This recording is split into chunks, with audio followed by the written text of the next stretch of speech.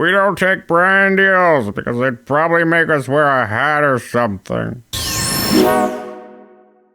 About a year ago, we reviewed a video game system called the Retro Duo, which was a pretty cool little video game system that could play Super Nintendo and NES games at the same time. And with an adapter that you bought separately, you could play Sega Genesis games on it. Now, I've always wanted to see a system come out from these guys that had all three systems in one, and well, we finally got that. Meet the Super RetroTRIO, which can play NES, Super Nintendo, and Sega Genesis games on the exact same console. Let's take a look at this thing.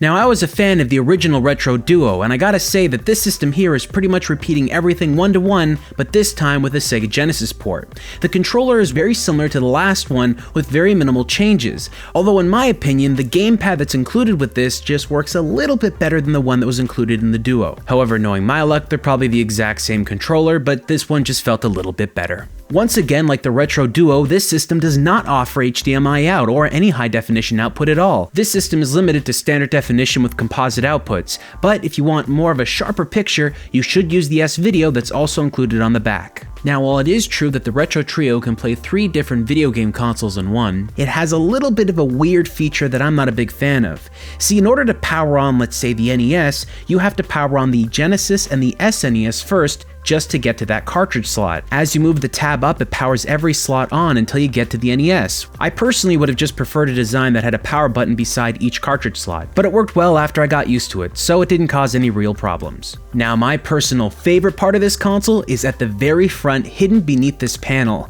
Right here, you have direct access to plugging in 3 different kinds of controllers: NES, Sega Genesis, or Super Nintendo. Now, naturally, the system comes with the Super Nintendo controller, as I've shown you, but what's weird is that Super Nintendo controller goes through the Genesis port. Now, just using that controller, you can play any single video game on any of the systems included without any problems. As crazy as it is to play Sonic the Hedgehog with a Super Nintendo controller, you can do it, and it does work. But if you're more traditional and you want to use a real Genesis controller, all you have to do is plug one up and it works perfectly fine. You'll also notice right between the Genesis ports, there's a region switch setting for the Sega Genesis, so you can go between different regions of console games. Now, unfortunately, I couldn't test every single video game out there, so I just tried a selection of random ones to see if I could just find one that didn't work. On the NES side, I tried out 1942, which ran really well. I didn't notice any distortions or any glitches while playing the game. I also tried out Mike Tyson's Punch-Out, which worked perfectly, and even the sound effects were right on cue. I played a little bit of Star Tropics, which ran absolutely fine, and if you haven't played it yourself, you probably should give it a try. But to really test this out, I wanted to try something that most likely wouldn't work. So I tried out a Famicom to NES adapter just to see if we could see any glitches at all, and I'm happy to say that even Famicom games with a proper adapter run perfectly fine on this system. And to further test the system, I ran a couple of pirated carts on it just to see if they wouldn't run on this console, and they ran perfectly fine for pirated carts, which should have caused some problems, but luckily, everything runs great. Next, I tested out the system's ability to play Sega Genesis games. I tried out Super Thunderblade, which worked absolutely fine, Pigskin Football, which ran great, Shadow of the Beast 2, which also ran fine, and then, as a big test, Hard Drivin', one of the very few 3D games released on the Sega Genesis. And although it's very choppy, much like the original release was, this still runs exactly like you would have seen it on a real Sega Genesis. No problems at all from what I could see. And finally, I took a look at the abilities of this system to play Super Nintendo games.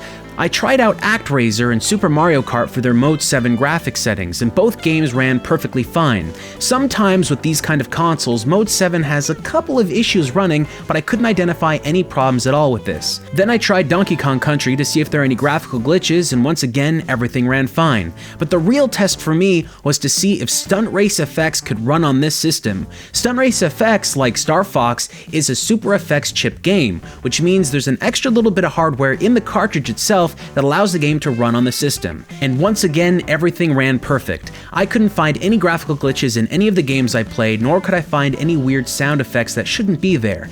Every game I threw at the system runs fine. The RetroTRIO ran games so close to the original systems that I personally couldn't tell them apart from the original. So that is a really big plus. But unfortunately, because it is a clone system, you won't be able to get additional elements to run. For instance, the Super Nintendo bike that we recently picked up, well, that wouldn't be able to run on this system because there is no bottom expansion port. Also, if you wanted to use a Sega CD on this thing, well, that's never going to happen. Any of those features that you'd find on an original system that use extra pieces and components, well, this system simply doesn't have those available because it isn't an original system in that regard. But it's still a fun little system that can play all those games you've got in your collection and run them really well. So that's the Super Retro Trio. I think it's a pretty good system and worth purchasing, but if you're getting into retro video game collecting now and are kind of afraid about buying a really old system, this is a really good first starter system to get into.